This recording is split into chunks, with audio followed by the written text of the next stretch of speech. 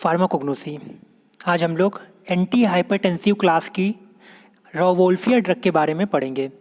Rauvolfia को हम हिंदी में सर्पगंधा भी बोलते हैं। इसका बायोलॉजिकल सोर्स है ये ड्राइड रूट यानी कि ये सूखे हुए जड़ और राइजोम होता है रोवोल्फिया सर्पेंटिना का। इसकी फैमिली है एपोसाइनेसी।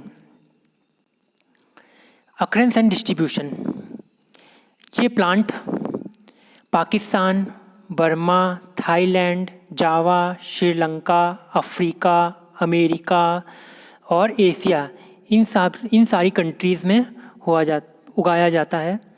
ये एक छोटा प्लांट है, एक श्रब टाइप का है, यानी कि एक झाड़ी होती है, छोटी झाड़ी होती है। इंडिया में इसे गुजरात, मध्य प्रदेश, कर्नाटक, वेस्ट बंगाल, तमिलनाडु, यूपी, बिहार और उड़ीसा में इसे उगाया जाता है। ऑर्गेनोलेप्टिक इवैल्यूएशन, इसको हम मॉर्फोलॉजिकल कैरेक्टर भी कह सकते हैं। तो इसका कलर कैसा होता है? कलर इसका ग्रेइश येलो से ब्राउन से मिलता जुलता होता है, ग्रेइश येलो होता है और ज़्यादा डार्क होने पर ये ब्राउनिश कलर का भी हो जाता है। ऑर्डर इसका ऑर्डरलेस है यानी कि गंधहीन है। टेस्ट इसका बिटर है, कड़वा टेस्ट होता है इसका। और साइज इसका 2 से 15 सेंटीमीटर लंबा और 0.3 से 2 सेंटीमीटर तक मोटा होता है। ये इसकी थिकनेस होती है। इसकी जो शेप है वो सिलेंड्रिकल होती है यानी कि सिलेंडर की तरह होती है, सिलेंडर के आकार की होती है इस शेप की। और ये रेयरली ब्रांच्ड होता है। रेयरली ब्रांच्ड का मतलब है कि इसमें ब्रांचेस बहुत ही कम पाई जाती हैं। केमिकल कॉन्स्टिट्यूएंट्स, रोवोल्फिया में 0.7 से 2.4% तक टोटल एल्कलॉइड्स प्रेजेंट रहते हैं। इसमें एल्कलॉइड्स में रिजरपीन, रेसिनामीन, रेसिडीन, डिसरपिडीन, सर्पेंटीन, सर्पेंटिनीन, टेट्राहाइड्रोरिजरपीन, रिजरपिनीन, योहिम्बीन, एजमालिनीन, एजमिलिसिन, ये सारी एल्कलॉइड्स में प्रेजेंट रहते हैं। Therapeutic efficacy, it is a anti-hypertensive drug having a strong sedative and hypotensive activity। ये रोवोल्फिया ड्रग हमारी एंटी हाइपरटेंसिव क्लास की ड्रग है। एंटी हाइपरटेंसिव का मतलब कि ऐसी ड्रग्स जो कि हमारे हाई ब्लड प्रेशर को कम कर देती हैं, ऐसी ड्रग्स को हम एंटी हाइपरटेंसिव ड्रग कहते हैं। साथ ही साथ रोवोल्फिया में स्ट्रॉन्ग सिडेटिव एक्शन भी होता है यानी कि इसको लेने से हमको हल्का सा नींद ऐसा भी फील होने लगता है।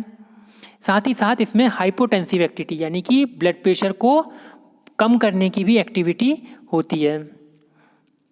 Second point, it is mild tranquilliser cause sleep used for removing low level of anxiety. ये माइल्ड ट्रैंक्विलाइजर भी है। ट्रैंक्विलाइजर्स ऐसे एजेंट्स होते हैं जो कि स्लीप कॉज करते हैं। साथ ही साथ ये लो लेवल की एंजाइटी को भी दूर करते हैं। एंजाइटी मतलब चिंता होती है। जब हम कोई भी चीज़ को, किसी भी चीज़ के बारे में बहुत ज़्यादा सोचते हैं तो हमें एंजाइटी हो जाती है। It dilate blood vessels, depress CNS activity, hypnotic treatment and circulatory disorder. ये क्या है? रोवोल्फिया ड्रग हमारी जो ब्लड वेसल्स होती हैं उनको डायलेट कर देती हैं।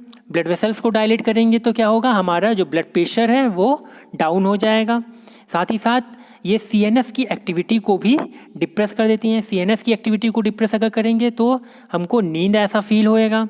साथ ही साथ एंजाइटी के ट्रीटमेंट में भी यूज़ कर सकते हैं।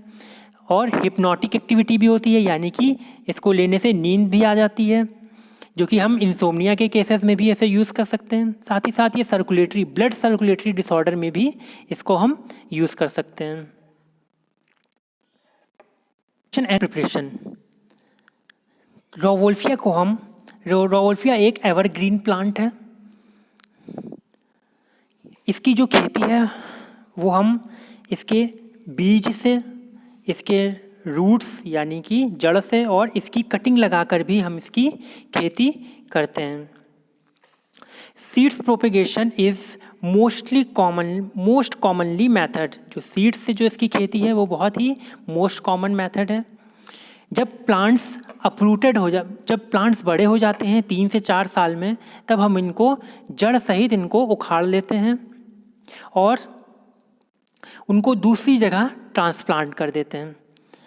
दूसरी जगह ट्रांसप्लांट करने से पहले जो उनकी जो जड़ होती है, यानी कि हम लोग जानते हैं जैसे रवोल्फिया जो है वो जड़ होती है। जो रवोल्फिया के प्लांट में हम लोग जो मेन मटेरियल यूज़ करते हैं, जो प्लांट पार्ट यूज़ करते हैं, वो है उसकी जड़।